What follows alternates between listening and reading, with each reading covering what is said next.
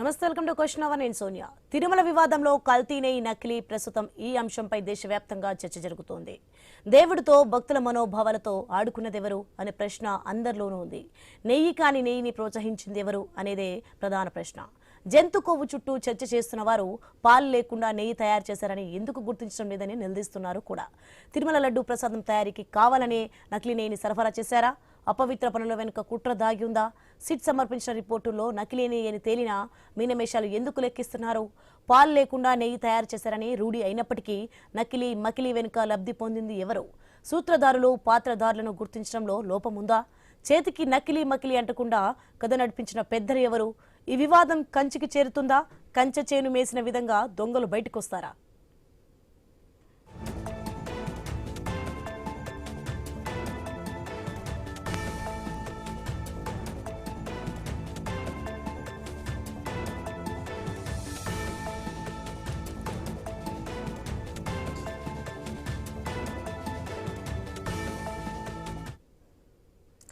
తిరుమల వివాదంలో కల్తీ నెయ్యి నకిలీ నెయ్యి ప్రస్తుతం ఈ అంశంపై దేశవ్యాప్తంగా చర్చ జరుగుతోంది.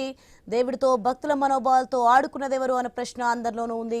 రైట్గా ఇదే అంశానికి సంబంధించి మరింత సమాచారం మా కొలిగ్ ఆశా న్యూస్ నుంచి లైవ్ లో సిద్ధంగా ఉన్నారు. ఆశా, మనం చూస్తున్న మొత్తానికి తిరుమల లడ్డు వివాదంలో అయితే దేశవ్యాప్తంగా చర్చ నడుస్తుంది. అసలు దీని వెనుక ఎవరున్నారు, ఏంటి ఏమైనా తెలిసిందా? Right, good afternoon Soni. Tirumala laddu అది కల్తీ జరిగిందా, నకిలీ అయిందా? దీంట్లో ఏమేం కలిసాయి? సుప్రీంకోర్టు నియమించిన సిబిఐ సిట్ నివేదికలో ఏమిచ్చింది? చార్జ్ షీట్లో ఎవరెవరి పేర్లు పొందుపరిచారు? అసలు ఆ లిస్టులో ఏమేమి ఉంది? మళ్ళీ రాష్ట్ర ప్రభుత్వం కమిటీని ఏర్పాటు చేసింది. ఈ కమిటీ ఎప్పుడు ఎవరిని దీంట్లో దోషులుగా తేల్చిపోతున్నారు, ఇంకా ఏ విషయాలు బయటికి రాబోతున్నాయి? ఓకే, దీనికి సంబంధించి గత కొన్ని రోజులుగా మనకి ఏపీలో నడుస్తున్నటువంటి హాట్ పాలిటిక్స్ మనం చూస్తున్నాం. ఇది ఓన్లీ ఏపీకి సంబంధించే కాదు, నేషనల్ వైడ్ దీని గురించి చర్చ జరుగుతుంది. ఇదంతా ఒక విషయం అయితే ఓకే, సిట్ రిపోర్ట్ ఇచ్చింది. సిట్ రిపోర్ట్ ప్రకారం చూస్తే కనుక దీంట్లో జంతు అవశేషాలు ఇవి కలిసాయా, ఫ్యాట్స్ ఇవన్నీ కలిసాయా అని చెప్పేసి వైసీపీ క్వశ్చన్ చేస్తోంది. లేదు, సిట్ రిపోర్ట్ ప్రకారం చూస్తే కనుక కెమికల్స్ కలిసాయి, రసాయనాలు కలిసాయి అనేది సిట్ ఇచ్చిన రిపోర్ట్ అంటున్నారు. ఏదైతే ఏంటి, అది నెయ్యి కాని నెయ్యితో తయారు చేసింది, పాలు కాని పాలతో తయారు చేసిన నెయ్యి ఉత్పత్తులు అని చెప్తున్నప్పుడు యాక్షన్ తీసుకోవడంలో ఎందుకు లేట్ అవుతుంది? ఏదో ఒకటి అది స్వచ్ఛమైన నెయ్యి అయితే కాదు కదా, అదొక పాయింట్ అయితే మిస్ అవుతున్నారు కదా. స్వచ్ఛమైన నెయ్యి కాదు. ఎప్పుడు సిట్ నివేదిక ప్రకారం చూస్తే కనుక దాంట్లో జంతు కొవ్వులు లేవని చెప్పారు. దానికి సంబంధించి ఎటువంటి ఇన్ఫర్మేషన్ సిట్ నివేదికలో పొందుపరచలేదని చెప్తున్నారు. ఆ కండిషన్స్ మార్చారని చెప్పారు, ఆ డైరీస్ గురించి చెప్పారు, ఏ విధంగా నిబంధనలు మార్చినప్పుడు ఎవరెవరు ఉన్నారు, ప్రత్యేక ఆహ్వానితులుగా ఎవరున్నారు, వెంటనే దానికి ఆమోదం ఎట్లా లభించింది, ఇవన్నీ కూడా సిట్ రిపోర్ట్ లో పొందుపరిచినటువంటి అంశాలు. ఇవన్నీ పక్కదారి పట్టాయి. కేవలం దీంట్లో నకిలీ జరిగిందని చెప్పి రాష్ట్ర ప్రభుత్వం చెప్పింది. ముఖ్యమంత్రి నుంచి మంత్రులు అందరూ కూడా దీన్ని మాట్లాడారు. అసలు నకిలీ అంటే ఏ విధంగా జరిగింది? దీంట్లో జంతు మాంసాలు కానీ, కొవ్వులు కానీ, ఫ్యాట్స్ కానీ ఇవేవి కలవలేదు గతంలో ముఖ్యమంత్రి చెప్పిన విధంగా అని చెప్తున్నారు. కానీ యాక్చువల్ గా ఇది నెయ్యి కాని నెయ్యి, అసలు పాలు కాని పాలు ఉత్పత్తులు, దీంట్లో అనేక కెమికల్స్ కలిసాయి, స్వచ్ఛమైన నెయ్యి అయితే కాదు అని చెప్తున్నారు కదా. మరి ఇంత క్లియర్ గా సిట్ రిపోర్ట్ ఇచ్చినప్పుడు యాక్షన్ ఎందుకు లేట్ అవుతోంది అనేది కూడా ఇప్పుడు కొంతమంది భక్తుల నుంచి వస్తున్నటువంటి కామెంట్స్. మరి ఎందుకు నిర్లక్ష్యం వ్యవహరిస్తోంది, ఎందుకు ముందుకెళ్తుంది, మళ్ళీ కమిటీ అని చెప్పి కాలయాపన ఎందుకు చేస్తున్నారు? దీంట్లో ఇంకా ఏదైనా జరిగిందా, ఇంకా మేము లోతుగా దర్యాప్తు చేస్తున్నాము, బాధితులు ఎవరైతే ఉన్నారో వారికి ఇంకొక ఛాన్స్ ఇవ్వడానికి, లేదంటే ఇంకాస్త క్లియర్ కట్ గా లోతుగా విచారణ చేయడానికి కమిటీ వేసామంటున్నారు. సిట్ రిపోర్ట్ ఇచ్చిందిగా, దాంట్లో కాదని చెప్పిందిగా. మీరు చెప్పినటువంటి ఎన్డీడీబీ రిపోర్ట్ లో గతంలో ఈ జంతుకు సంబంధించినటువంటి ఫ్యాట్స్ ఇవన్నీ కలిసాయని చెప్పి ఉంది దాంట్లో ఎన్డీడీబీ రిపోర్ట్ లో అన్నారు. ఆ తర్వాత వైవి సుబ్బారెడ్డి సుప్రీంకి వెళ్ళడం, సుప్రీంకోర్టు సిబిఐ సిట్ వేయడం, సిట్ నివేదిక రావడం, ఇవన్నీ కూడా నడిచాయి కదా గత కొన్ని రోజుల నుంచి. సిట్ రిపోర్ట్ ప్రకారం అయినా సరే యాక్షన్ తీసుకోవాలి కదా. ఎందుకు వెనకాడుతున్నారు? ఏం జరుగుతోంది? అసలు దీనికి సంబంధించి ఒక పులి స్టాప్ పడే వ్యవహారం ఉందా? ఏ ప్రభుత్వం ఏం చేసింది? గత ప్రభుత్వమా? బోలే బాబా డైరీ చూస్తే కానీ 2018 అంటున్నారు. ఆ 18 లో ఉన్నది మళ్ళీ కూటమి ప్రభుత్వం. ఆనాడు కూటమి అంటే టీడీపీ బీజేపీ కలుస్తున్నారు, బీజేపీ మళ్ళీ బయటకు వచ్చేసింది, టీడీపీ ప్రభుత్వం అనుకుని ఇప్పుడు మళ్ళీ అదే కూటమి నడుస్తోంది. ఎవరి ప్రభుత్వంలో ఏం జరిగింది? లేదు, దీనికి సంబంధించినటువంటి నిబంధనలన్నీ సడలించారు, తర్వాత కొన్ని డైరీస్ అన్ని కలిసాయి, ఆ కలిసిన తర్వాత జరిగినటువంటి కల్తీ ఇదంతా మాకు వచ్చినటువంటి ఇన్ఫర్మేషన్ ప్రకారం ల్యాబ్కి పంపించాము, ఆ ల్యాబ్ రిపోర్ట్లు వచ్చినాయి. ఇవి ఇక్కడ అంత టెక్నికల్ అంటే ల్యాబ్స్ లేవు కాబట్టి మేము పైకి పంపించాము. ఇవన్నీ కూడా లడ్డు వివాదానికి సంబంధించి తెరపైకి వచ్చినప్పటి నుంచి ఇప్పటి వరకు జరుగుతున్నటువంటి పాయింట్స్. మరి సిట్ నివేదిక ప్రకారం ఎందుకు ఈ మకిలీ వెనుక అసలు లబ్ధి పొందింది ఎవరు, ఎన్ని కోట్లు లబ్ధి పొందారు, అసలు తిరుపతి లడ్డూకి సంబంధించి ఎందుకు ఇంత వివాదం నడుస్తోంది? మరొక వివాదం కూడా నడుస్తోంది ఈ మధ్య, మరొక దేవాలయంలో లడ్డూకి సంబంధించి కూడా హాట్ కామెంట్స్ చేశారు. మరి వారికి సంబంధించినటువంటి చర్యలేవి, ఎటుపోతోంది? ఎస్, మాట్లాడదాం. మనతో పాటు డిబేట్ లో పార్టిసిపేట్ చేస్తున్నారు బొట్ల రామారావు గారు, వైఎస్ఆర్సీపీ అధికార ప్రతినిధి, శరత్ చౌదరి గారు ఉన్నారు, టీడీపీ నాయకులు. నమస్తే అండి, welcome to the show. Sharath Chowdary garu, good afternoon అండి. నమస్కారం ఆశా గారు. సార్, ఆడియో మ్యూట్ లో ఉన్నట్టుంది, ప్లీజ్. వినిపిస్తుందా అండి? హలో, వినిపిస్తుందా అండి Asha garu? Yes yes yes Sharath Chowdary garu, ఏం జరిగింది? కల్తీ జరిగిందని మీరు చెప్పారు. మీ ప్రభుత్వంలోనే దాన్ని ల్యాబ్స్ పంపించారు, టెస్ట్ చేయించారు, ఎన్డీడీబీ రిపోర్ట్ ఇచ్చింది, ఎన్డీఆర్ఏ రిపోర్ట్ ఇచ్చింది, ఇప్పుడు సిబిఐ సిట్ కూడా నివేదిక ఇచ్చింది, చార్జ్ షీట్ లో పంపించడం జరిగింది. దీంట్లో అసలు నెయ్యి కెమికల్స్ కలిసాయని చెప్తున్నారు కదా, మీరే చెప్తున్నారు, వారు కూడా వైఎస్ఆర్సీపీ నాయకులు సిట్ రిపోర్ట్ లో ఇది ఉంది, ఫ్యాట్స్ సంబంధించి ఎటువంటిది లేదు, జంతువులకు సంబంధించి కొవ్వు కానీ దీనికి సంబంధించి దాంట్లో చెప్పలేదు, కూటమి ప్రభుత్వం ఈ విధంగా తప్పుదారి పట్టించింది అంటున్నారు. కానీ నెయ్యితో తయారు చేశారు, పాల ఉత్పత్తులతో చేశారు, కెమికల్స్ కలిసాయని చెప్పి సిట్ రిపోర్ట్ లో ఉన్నప్పుడు దాని ప్రకారమైన చర్యలు తీసుకోవాలి కదా, ఎందుకు చర్యలు తీసుకోవడంలో ఆలస్యం అవుతుంది? ఇది కావాలని చేస్తున్నటువంటి తాత్సారం అనేది ఒక ప్రశ్న లేవనెత్తుతున్నారు భక్తులు, ఏమంటారు? ఆశా గారు, ముందుగా మీకు ఐ న్యూస్ ప్రేక్షకులకి అందరికీ గుడ్ ఆఫ్టర్నూన్ అండి. ఇక్కడ మీరు అన్నట్లుగా నెయ్యి అసలు అది నెయ్యి కాదు, అది పాలతోటి తయారు, అసలు పాలు కూడా వాడలేదు ఇందులో.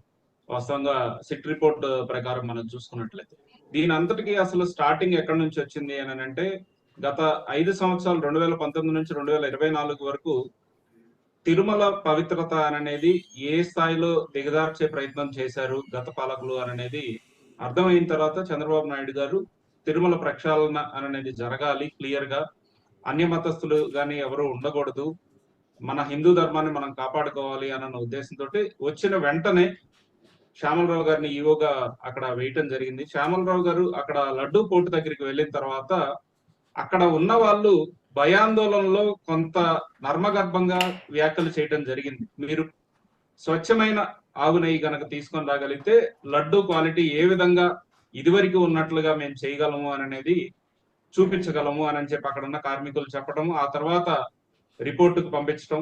ఆ రిపోర్ట్ లో కూడా మనం చూస్తే అప్పట్లో ఫిష్ టాలో గానీ లాట్ గానీ ఇవన్నీ ఉండటం కూడా జరిగింది. అప్పుడు సమర్పించింది వచ్చేసరికి వేరే ల్యాబ్ అండి, ఆ తర్వాత గుజరాత్ లో ఉన్న ల్యాబ్.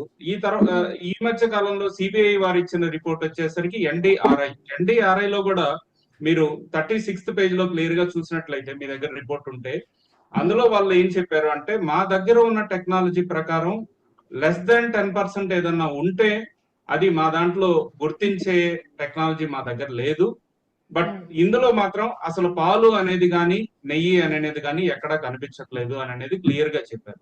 ఆ తర్వాత కూడా వైవి సుబ్బారెడ్డి గారు కూడా నేషనల్ మీడియాతో మాట్లాడుతూ కూడా ఏ విధంగా చెప్పారనేది మీకు మీరు కూడా చూసుంటారు. ఇక్కడ మనకి అర్థం కావాల్సిన విషయం ఏంటి అని అంటే, ఎందుకు ఈ విధంగా హిందూ మనోభావాలతోటి గత ప్రభుత్వం ఆటలాడుకుంది అనేది మనకు తెలియాల్సిన విషయం. దాంతో పాటుగా తెలిసిన విషయాలే కదా. మీరు ఇప్పుడు ఒక క్వశ్చన్ అడిగారు, ఎందుకు చర్యలు తీసుకోవడానికి లేట్ అవుతుంది అని. అది రాష్ట్ర ప్రభుత్వం పరిధిలో గనక ఉన్నట్లయితే ఈ పాటికే చర్యలు అనేవి అన్ని తీసుకునే ఉద్దేశం కూడా మనకి ఉంది. తీసుకొని ఈ పాటికి ఎవరైతే బాధ్యులు ఉన్నారో వాళ్ళందరినీ కూడా కటకటాలు పాలు చేసే పరిస్థితి ఉండేది. కానీ అనుకోని పరిస్థితుల్లో చంద్రబాబు నాయుడు గారు పబ్లిక్ గా దాన్ని అనౌన్స్ చేసిన తర్వాత సుప్రీంకోర్టు పరిధిలోకి వెళ్ళటము, సుప్రీంకోర్టు వారు మీరు ఎక్కడా కూడా వీటికి సంబంధించి వ్యాఖ్యలు కానీ ఏమి చేయొద్దండి, మీరు ఎటువంటి యాక్షన్స్ తీసుకోవద్దు, ఏదైనా తీసుకునే పని అయితే సిబిఐ మాత్రమే తీసుకుంటది అని చెప్పి వారు ఆ వ్యాఖ్యలు చేయటము. ఇప్పుడు అది అత్యున్నత న్యాయస్థానమైన సుప్రీంకోర్టు పరిధిలో ఉండటం వల్ల రాష్ట్ర ప్రభుత్వం కొంచెం సంకోచిస్తుంది. దాంతో పాటుగా కూడా సుప్రీంకోర్టు ఇంకేం తేల్చాలని ఏంటండి కమిటీని వేశారు కదా, ఆ కమిటీ ద్వారా ఇంకేం నిర్ధారించాలని, ఆ కమిటీ ద్వారా యూజ్ ఏంటి? కమిటీ వల్ల యూజ్ ఏంటి అని అంటే, రాష్ట్ర ప్రభుత్వం ఇంకొక 2 days లో నెక్స్ట్ హియరింగ్ ఎప్పుడైతే సుప్రీంకోర్టులో ఉందో వారి దగ్గరికి ఇంకొక అపీల్ కి వెళ్ళబోతుంది. వీలున్నంత ఎర్లీగా ఇప్పుడు మీరు ఎవరైతే సుబ్బారెడ్డి పిఏని లేదు అని అంటే సమ్ XYZ ని వీళ్ళు లబ్ధిదారులుగా తేలుస్తున్నారో వాళ్ళకి ఆదేశాలు ఇచ్చింది ఎవరు అని అనేది. ఇంకొకటి అవసరమైతే స్టేట్ పోలీసింగ్, స్టేట్ సిట్ ని లేదు స్టేట్ ఏసీబీని కూడా ఇన్వాల్వ్ చేసి ఇంకొంచెం లోతుగా దర్యాప్తు చేసి కఠినంగా ఇందులో హిందూ మనోభావాలు దెబ్బతిన్నాయి కాబట్టి కఠినమైన చర్యలు తీసుకోవాలి అని ఒక అపీల్ వేయబోతుంది నెక్స్ట్ హియరింగ్ లో. సో ఆ తర్వాత ఏంటంటే అవసరమైతే సిబిఐతో పాటుగా రాష్ట్ర ప్రభుత్వం కూడా ఈక్వల్ గా విచారణ చేపట్టి ఇక్కడ బాధ్యులైన వాళ్ళని శిక్షించే పరిస్థితుల్లోకి మనం వెళ్తాము అని తొందరలోనే మేము ఆశిస్తున్నామండి. ఓకే, రామారావు గారు నమస్తే అండి. Good afternoon sir.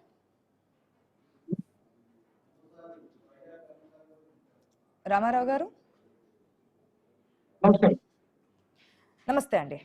రామారావు గారు మీరేమంటారు? అసలు ఎన్డీఆర్ఏ రిపోర్ట్ లో ఏం చెప్పింది, ఏముంది దాంట్లో? ఎటువంటి ఇది లేదు, స్వచ్ఛమైన నేతితో తిరుమల తిరుపతి దేవస్థానం ఆ శ్రీవారికి అంటే ఆ శ్రీనివాసుడికి ఆ కలియుగ దైవానికి ప్రసాదాన్ని అంకిత భావంతో అత్యంత భక్తి శ్రద్ధలతో తయారు చేశారు. అదే భక్తులకి పంపిణీ చేశారంటారా?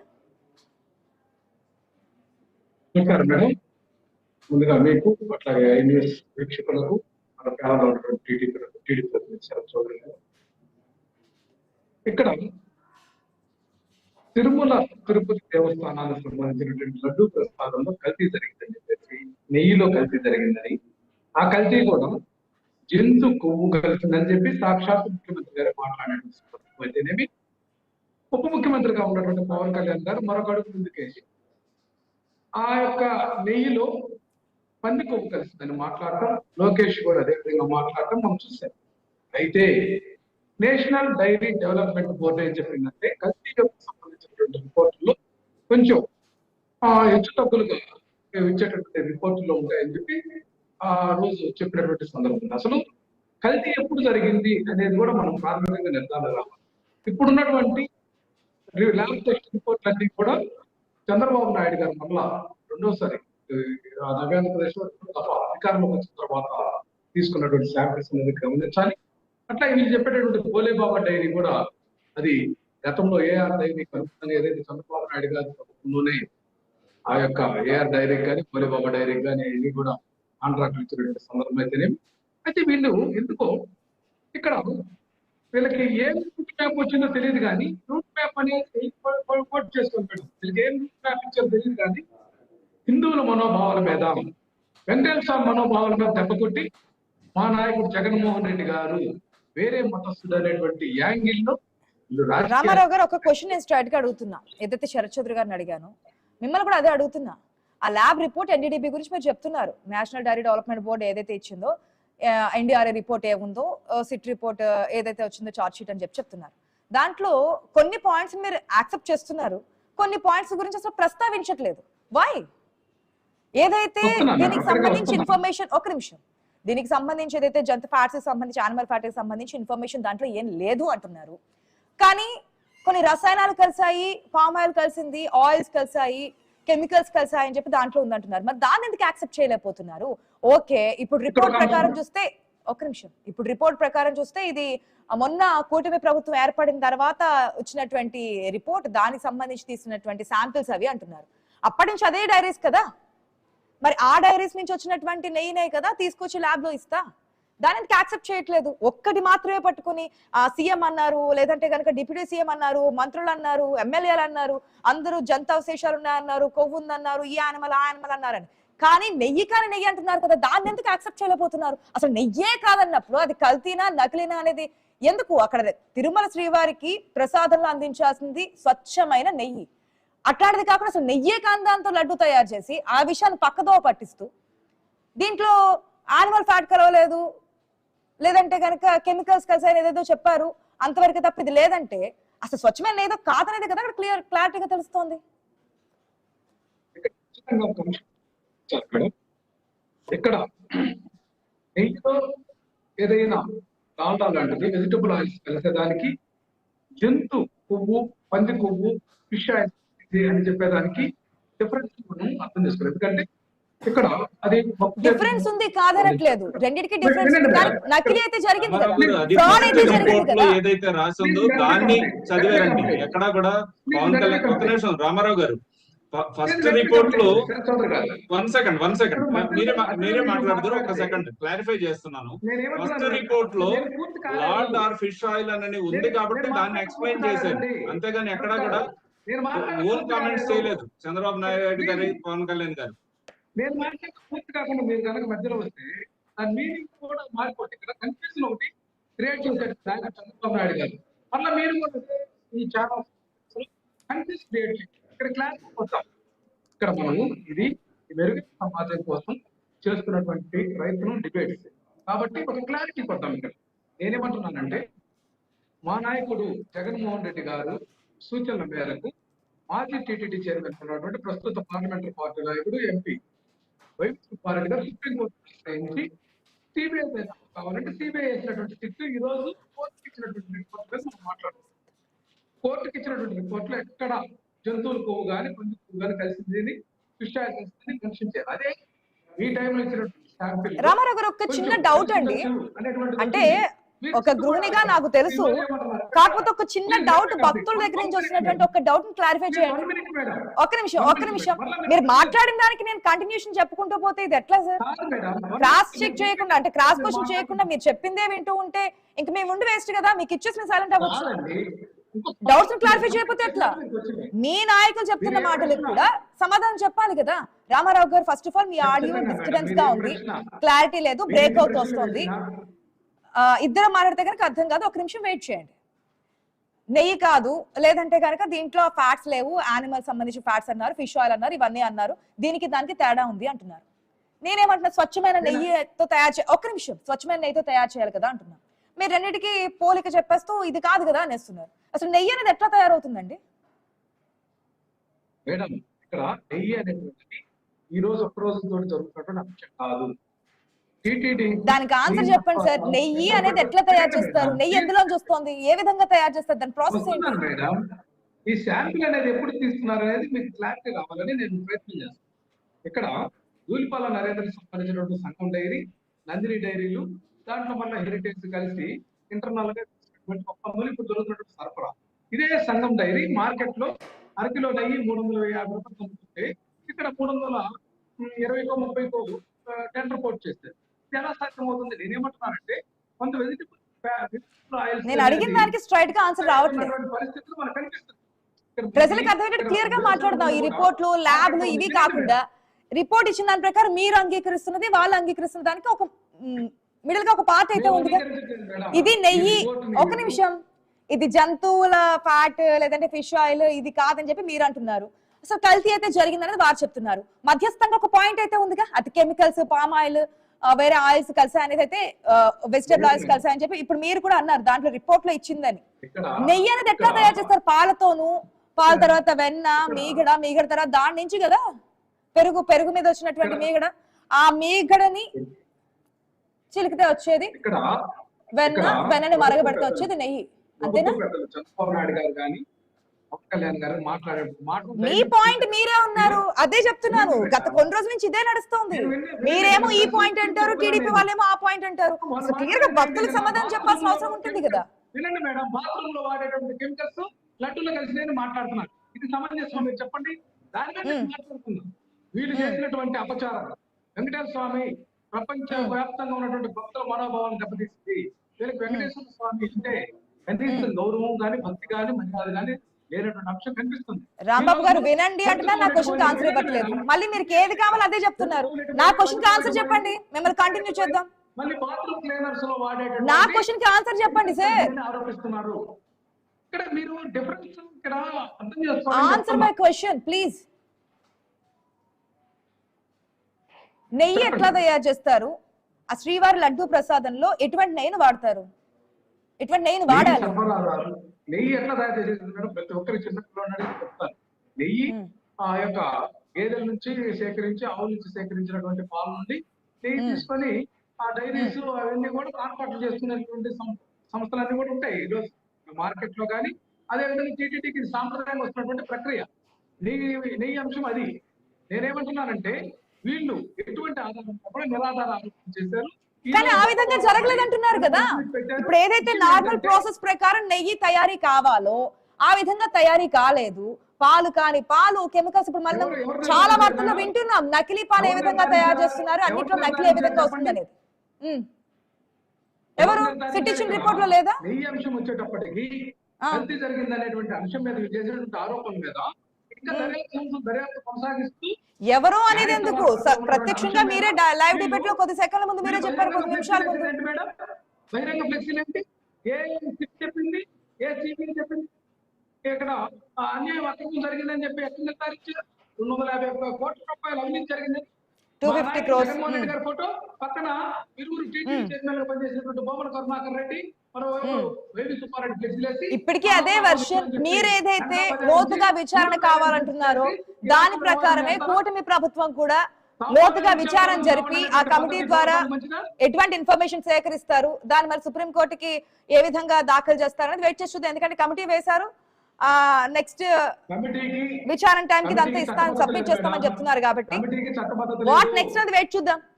ఇంకా ఎక్కడెక్కడ ఏ దేవస్థానాల్లో ఏ విధంగా జరిగింది మీరు అంగీకరిస్తున్నారు, మరి దాంట్లో నుంచి పాయింట్ ఎడుతుంటే ఆన్సర్ లేదు.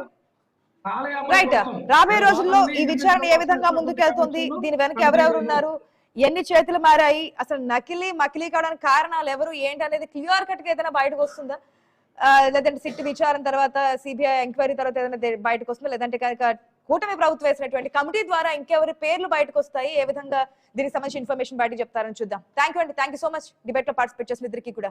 ఇది వాటి క్వశ్చన్ అవర్. Keep watching.